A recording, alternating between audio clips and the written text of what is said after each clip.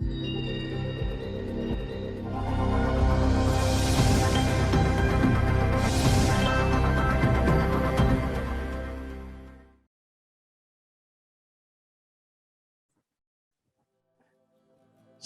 warahmatullahi wabarakatuh. Salam sejahtera untuk kita semua. Perkenalkan, nama saya Fisika Prasetyo Putra. Saat ini saya mengemban tugas sebagai Widya Iswara pada Badan Pengembangan Sumber Daya Manusia Kementerian Dalam Negeri. Pada kesempatan kali ini, saya akan membahas terkait strategi pembelajaran pelatihan dasar CPNS. Pertama-tama Bapak Ibu, para guru bangsa yang saya hormati, kita akan membahas terkait metode penyelenggaraan. Terkait metode penyelenggaraan pada pelatihan dasar calon pegawai negeri sipil, ada 3 metode. Yang pertama, pelatihan secara klasikal, yang kedua secara blended learning, dan yang ketiga adalah distance learning dalam keadaan darurat atau keadaan tertentu. Pada kesempatan ini, saya akan membahas terkait bagaimana metode pelatihan dasar secara blended learning. Yang pertama adalah MOOC, yang kedua adalah distance learning, ketiga pembelajaran klasikal, dan yang keempat adalah PKTBT. Seperti yang sudah saya jelaskan bahwa kegiatan pertama adalah sesi MOOC. Sesi MOOC yaitu Massive Open Online Course, yaitu pembelajaran mata pelatihan pada MOOC dilakukan secara mandiri oleh peserta, self-learning dan asinkronus yang dilaksanakan selama 48 jam pelajaran atau setara dengan 16 hari kerja yang dilaksanakan di tempat kedudukan peserta. Catatan untuk pembelajaran MOOC, waktu mulai dan selesai pembelajaran dapat diatur secara fleksibel dengan memperhatikan kesiapan belajar peserta. Pembelajaran MOOC dilaksanakan secara terstruktur, mulai dari materi, kebijakan, sampai dengan evaluasi akademik. Evaluasi akademik dilakukan dalam bentuk soal pilihan ganda pada level knowledge C1 dan C2. Selama pembelajaran MOOC, sikap perilaku peserta akan dinilai dalam mempelajari materi pembelajaran yang selanjutnya akan dikonversi menjadi nilai sikap perilaku. Dan peserta menyelesaikan evaluasi akademik serta sikap perilaku dalam MOOC paling lambat sebelum pembelajaran klasikal dalam blended learning, atau 3 hari sebelum evaluasi seminar aktualisasi pada distance learning dalam keadaan darurat tertentu. Ini adalah catatan untuk pembelajaran mandiri atau MOOC. Kemudian yang berikutnya adalah sesi distance learning. Pada sesi distance learning, melalui e-learning dilaksanakan secara terstruktur selama 217 CP atau setara dengan 22 hari kerja, dengan rincian yang pertama 33 CP dilaksanakan melalui pembelajaran daring secara sinkronus dan 184 CP yang dilaksanakan secara asinkronus. Berikut jadwal pembelajaran distance learning melalui e-learning. Hari pertama sampai dengan hari ke-22. Pada kesempatan ini saya akan fokus pada agenda 2, yang dimana terjadwal mulai hari ke-4 sampai dengan hari ke-7. Di sini ada pembelajaran sinkronus dan asinkronus. Bagaimana detailnya? Mari kita perhatikan bersama. Sesi sinkronus di hari ke-4 ada 2 CP Dan sesi asinkronusnya di hari keempat ada 6 JP. Di hari kelima hanya ada sesi asinkronus, di hari ke-6 hanya ada sesi asinkronus 12 JP, dan di hari ke-7 ada sesi sinkronus 3 JP dan asinkronus 6 JP. Sehingga total sesi sinkronusnya 5 JP dan sesi asinkronusnya 34 JP. Strategi ini biasanya disebut dengan strategi 203. Catatan untuk pembelajaran distance learning melalui e-learning untuk pembelajaran agenda 2, peserta dapat dibagi menjadi 4 kelompok dengan 4 pemateri. Pembelajaran berbasis kelompok, per kelompok maksimal 10 orang. Saat sinkronus, waktu pelaksanaan dan sebaran jumlah JP bersifat fleksibel. Materi yang disampaikan harus bersifat pendalaman dalam level tataran C4, yaitu menganalisa, C5 adalah mengevaluasi, dan C6 adalah mencipta. Pastikan hasil belajar sampai pikiran bawah sadar. Artinya, kita mengajak kepada peserta untuk bisa masuk ke dalam materi agenda 2, menginternalisasi, mengaktualisasikan nantinya di saat agenda 4. Kegiatan pembelajaran asinkronus dapat berupa self-learning, yaitu belajar mandiri untuk mengerjakan tugas individu, maupun belajar mandiri untuk pengerjaan kelompok. Lalu self-activity, untuk mengerjakan tugas-tugas lainnya seperti learning journal. Jadi mereka dapat menceritakan apa saja aktivitas pada saat pembelajaran sinkronus maupun asinkronus. Tugas individu maupun tugas kelompok yang diberikan harus dapat meningkatkan kemampuan peserta, dan hasil penugasan diperiksa dan dinilai oleh pemateri serta diupload pada LMS.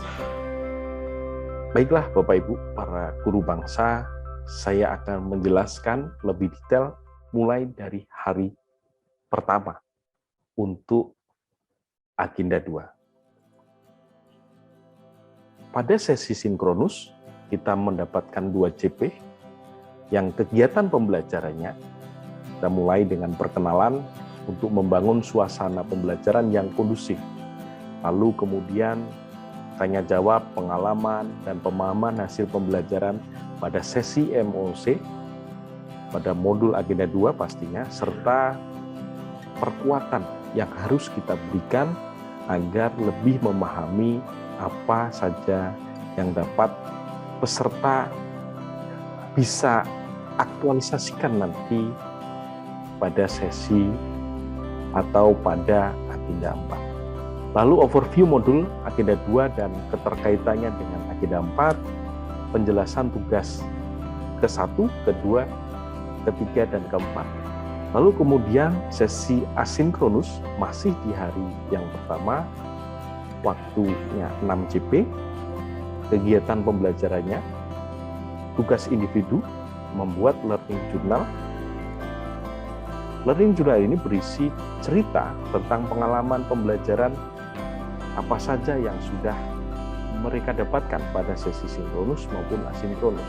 Lalu kemudian tugas kelompok, membuat video role model tokoh berakhlak misalnya. Peserta diminta untuk memilih tokoh-tokoh yang menurut mereka mencerminkan nilai-nilai berakhlak dalam kehidupannya. Lalu kemudian di hari kedua. Hari kedua hanya ada sesi asinkronus. Waktunya 10 JP. Kegiatan pembelajarannya dengan tugas individu, kita dapat memberikan tugas learning journal juga, dan membuat refleksi aktualisasi nilai berakhlak pada instansinya masing-masing. Tugas ini tugas individu, Jadi setiap peserta diminta mengerjakan terkait refleksi aktualisasi nilai-nilai berakhlak pada instansinya masing-masing. Lalu tugas kelompoknya kita juga bisa dapat memberikan tugas benchmarking nilai-nilai berakhlak. Peserta dapat memilih objek benchmarking sesuai dengan kesepakatan kelompoknya masing-masing. Sehingga diharapkan bisa menjadi contoh bagi mereka bagaimana nilai-nilai berakhlak itu bisa diterapkan di instansi mereka. Lalu kemudian kita masuk di hari ketiga. Di hari ketiga, sesi asinkronus. Jadi hanya ada sesi asinkronus di hari ketiga. 12 CP, kegiatan pembelajarannya tugas individu. Kita dapat memberikan tugas individu terkait membuat deskripsi aktualisasi nilai-nilai berakhlak dan membuat learning journal. Lalu tugas kelompoknya diminta untuk membuat analisis kasus berakhlak. Artinya di sesi atau di hari pertama tadi kita sudah menjelaskan tugas-tugas dari hari ke-1, kedua, ketiga, dan keempat. Lalu kemudian di hari yang keempat,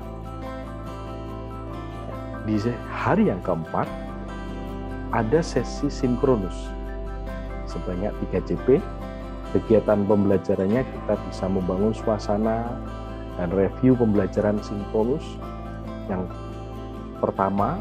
Lalu kita dapat meminta setiap kelompok, setiap individu memaparkan tugas-tugasnya, tugas-tugas yang sudah kita berikan di sesi asinkronus dari hari pertama sampai dengan hari ketiga. Kita dapat memberikan penguatan, pendalaman materi, serta pemberian umpan balik sesuai kebutuhan dari hasil penugasan. Lalu yang terakhir pada sesi sinkronus ini kita dapat menjelaskan rencana pembelajaran di sesi klasikal untuk agenda 2. Kemudian sesi asinkronus atau pembelajaran pada masa asinkronus yaitu 6 CP. Kegiatan pembelajarannya tugas individu membuat learning journal dan tugas kelompoknya membuat kamus aktualisasi nilai-nilai berakhlak. Ya. Kemudian sesi berikutnya adalah sesi klasikal.